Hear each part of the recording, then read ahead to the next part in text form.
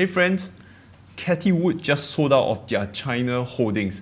Tencent 650 million, BYD 40 million, Baidu 165 million, JD 300 million, Kanzhun 40 million, translated Kanzhun means see accurately, Pinduoduo 110 million.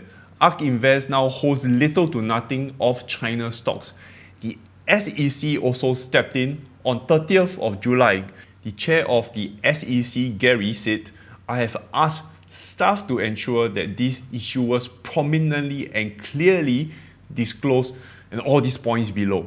Additionally, I also asked my staff to engage in targeted additional reviews of filings for companies with significant China-based operations. Credits to Tom Nash for bringing this news up, and I'll link the article and his video in the description below. In this video, it's pretty straightforward. So what do I do if I own Chinese stocks now? Or do I buy into Chinese stocks as they look pretty cheap and I could make a huge profit? This is what most investors want to know, right? So let's dive deep into this.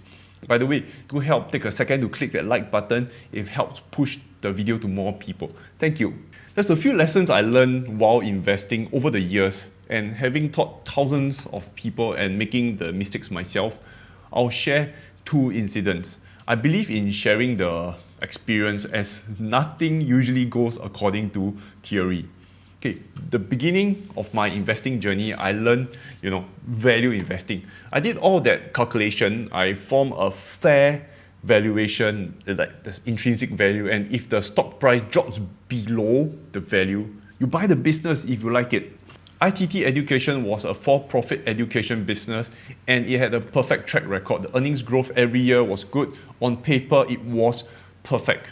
When Obama administration began their crackdown on private education, that was it. In a few years, it's not immediate, the company became worthless. Another lesson, CXW, a private prison business, was another stock I did. The value investing crap. I sold out before the crash, but I sold due to moral reasons. In 2016, the Obama administration wanted to end the use of private prisons. The stock price was history. And I told myself, if I had to revisit history, what would I have done different? The thing is, I'm seeing history repeat itself again. Today, after 7 years, you can love the company fundamentals all you want, but never bet against the government. The regulatory risk aside, I would definitely pick up the shares of Tencent or BYD.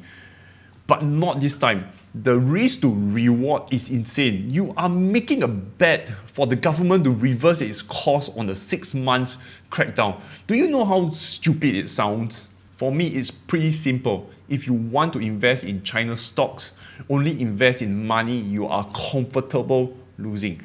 The upside is great, but there are thousands of stocks to choose from. Why must you pick those? Bees don't waste their time explaining to flies why honey is better than shit.